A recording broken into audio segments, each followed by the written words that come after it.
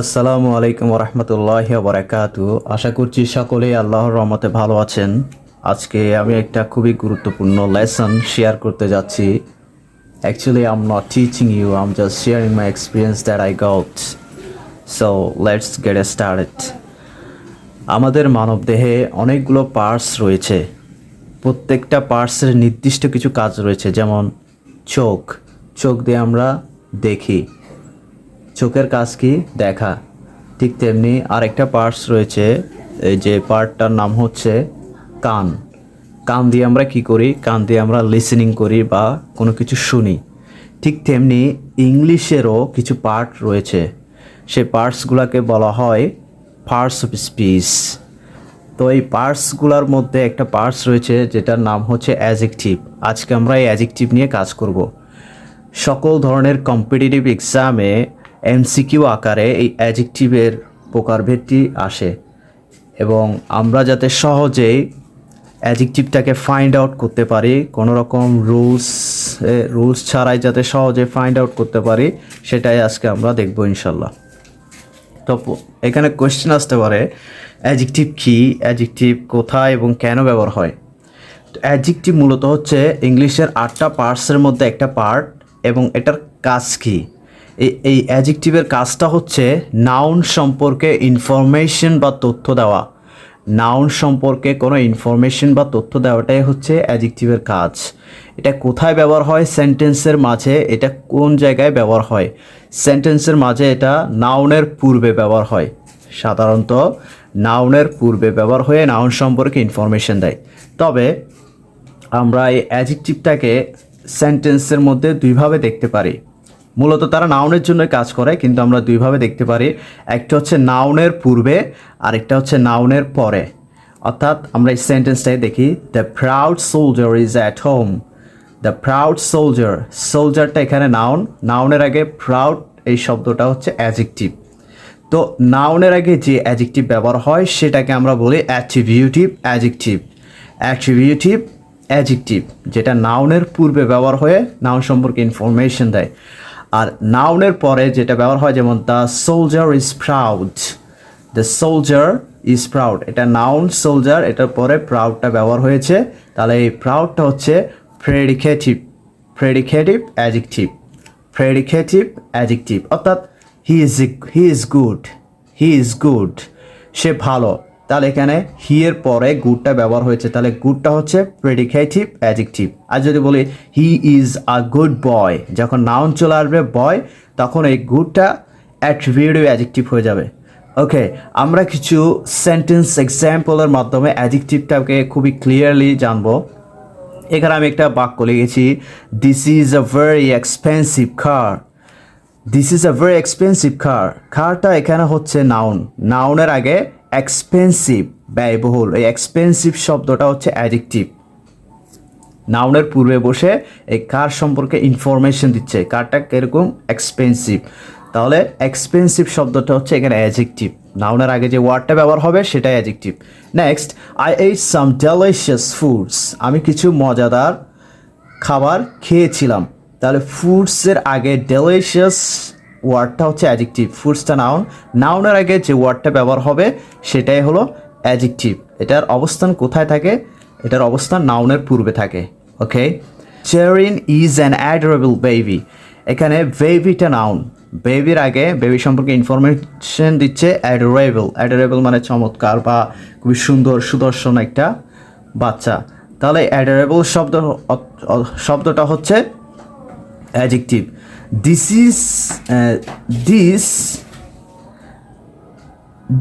Is a crucial event for us. So ইভেন্টটা এখানে noun, নাউনের আগে যে ওয়ার্ডটা ব্যবহার হয়েছে সেটা হচ্ছে অ্যাডজেক্টিভ। নাউনের পরে কখনোই অ্যাডজেক্টিভ ব্যবহার হয় না, নাউনের আগে যে ওয়ার্ডটা ব্যবহার হয়েছে সেটাই adjective. This is a crucial event for us, এটা খুবই গুরুত্বপূর্ণ মুহূর্ত আমাদের জন্য বা ঘটনা। তাহলে ক্রুশিয়ালটা এখানে অ্যাডজেক্টিভ। তারপর দেখি, দে টুক সাডেন ডিসিশন। তারা হঠাৎ একটা সিদ্ধান্ত নিয়েছিল। তাহলে এখানে ডিসিশনের আগে যে সাডেন শব্দটা আছে, এই সাডেন শব্দটা হচ্ছে অ্যাডজেক্টিভ।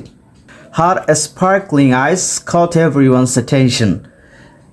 স্পার্কলিং আইস, আইসটা এখানে নাউন, নাউন সম্পর্কে তথ্য দিচ্ছে চোখটা কেমন, স্পার্কলিং, ছলছলে, মানে সুন্দর বা ছলছলে চোখ। ছলছলে চোখ, চোখ সবার দৃষ্টি আকর্ষণ করেছে।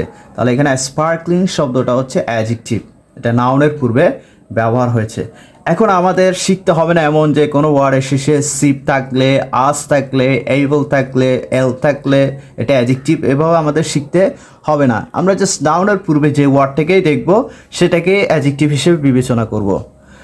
ওকে, next, the fragile vase, the fragile vase broke into pieces when it fell. Okay, তো এখানে ভাস শব্দ অর্থ ফুলদানি, এটার আগে ফ্রাজিল, ফ্রাজিল মানে দুর্বল বা ভঙ্গুর, ভেঙে যাচ্ছে এমন। এই ভাস সম্পর্কে ইনফরমেশন দিচ্ছে ফ্রাজিল, তাহলে ফ্রাজিল ওয়ার্ডটা হচ্ছে অ্যাডজেক্টিভ। ওকে, ভাস শব্দের আগে ভাস, এটা একটা নাউন, একটা নাম, এটা কেমন, এটা ভঙ্গুর, এটা দুর্বল, তো ফ্রাজিল শব্দটা এখানে adjective. Okay, next, the curious child explored every corner of the room. The curious child, child এখানে নাউন, curious এই শব্দটা অ্যাডজেক্টিভ, নাউনের আগে বসে চাইল্ডটা কেমন ছিল, সে খুবই অতি উৎসাহী বা আগ্রহী ছিল, দ্য কিউরিয়াস চাইল্ড। তাহলে কিউরিয়াস ওয়ার্ডটা এখানে অ্যাডজেক্টিভ হিসেবে ব্যবহার হয়েছে। ওকে, এরপরে আমরা আরও কিছু এক্সাম্পল দেখব। এখানে আছে first one, I have a black Italian leather coat. তাহলে কোট, এখানে কোটটা নাউন, ঠিক আছে। এখন কোট সম্পর্কে ইনফরমেশন দিচ্ছি, এটার কালার কীরকম, এটার উৎপত্তি কোথায়, এটা কিসের তৈরি, তিনটা, এগুলো সবগুলো কোট সম্পর্কে ইনফরমেশন। তাহলে আই হ্যাভ এ ব্ল্যাক, এটার কালার কি, ব্ল্যাক, কোটটার কালার কি, ব্ল্যাক। কোটটা কোথা থেকে উৎপত্তি হয়েছে, ইটালিয়ান। কোটটা কীরকম, কিসের তৈরি, কোন ম্যাটেরিয়ালের তৈরি, লেদার, চামড়ার তৈরি। তাহলে এখানে ব্ল্যাক, ইটালিয়ান, লেদার এই তিনটা ওয়ার্ড অ্যাডজেক্টিভ হিসেবে কাজ করছে। Next one, these are delicious huge round cookies. Cookies মানে বিস্কিট, তাহলে এটা অপিনিয়ন, সাইজ, শেপ, মানে এটা আপনার কাছে কেমন লেগেছে, একটা কোনো কিছু জিনিসটা সেটা আপনার কাছে কেমন লেগেছে, এটা নাউন সম্পর্কে ইনফরমেশন জানতে চাইছি। তো এটা হচ্ছে ডেলিশিয়াস, এটা অপিনিয়ন, ডেলিশিয়াসটা অ্যাডজেক্টিভ। তারপর এটা সাইজ কেমন, হিউজ, বিশাল সাইজ। ওকে, হিউজটাও অ্যাডজেক্টিভ। তারপরে এটার শেপ, আকারটা কেমন, রাউন্ড, বিস্কুটটার আকারটা কি, রাউন্ড, তাহলে রাউন্ডটাও অ্যাডজেক্টিভ। তাহলে এখানে আমি নাউনের তিনটা ইনফরমেশন পেয়েছি, delicious, huge, round. Okay, next example, my friend married a tall fair Japanese man. তাহলে এখানে ম্যানটা নাউন, নাউন সম্পর্কে ইনফরমেশন দিচ্ছে কি, লোকটা কেমন, টল, লম্বা, ফেয়ার, সুন্দর, অ্যান্ড জাপানিজ তার উৎপত্তি বা সে কোথা থেকে এসেছে, জাপান থেকে। তাহলে এখানে সাইজ, কালার, অরিজিন, এটা এই লোকটা সম্পর্কে ইনফরমেশন। সাইজ কেমন, সে হচ্ছে টল, কালার কেমন, ফেয়ার, ফর্সা, and origin Japanese, say Japan থেকে এসেছে। তাহলে এই তিনোটা ওয়ার্ড, টল, ফেয়ার, জাপানিজ, তিনোটাই হচ্ছে adjective. Okay, next, I have a shiny small square metal vase. এখানে অপিনিয়ন, সাইজ, শেপ, ম্যাটেরিয়াল। তাহলে এখানে ভাসটা কেমন, ফুলদানিটা কেমন, শাইনি, ঝলঝলে, উজ্জ্বল। তারপর এটার সাইজ কেমন, স্মল, ছোট। তারপরে এটার শেপ কেমন, স্কোয়ার, বর্গক্ষেত্রের মতো শেপ, চারকোনা, স্কোয়ার।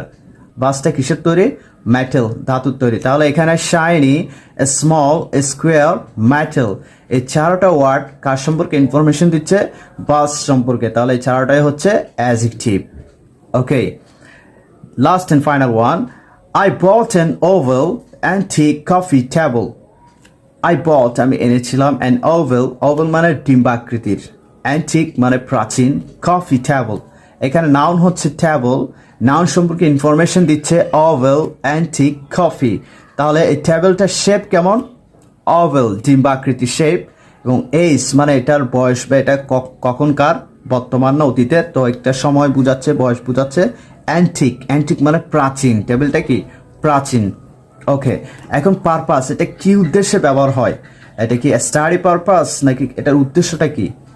হ্যাঁ, দ্য টেবিলটা কফি, কফির জন্য কফি, তার পারপাস হচ্ছে কফি। তাহলে এখানে ওভাল, অ্যান্টিক, কফি, এই তিনটাই হচ্ছে অ্যাডজেক্টিভ। এটা কার সম্পর্কে ইনফরমেশন দিচ্ছে?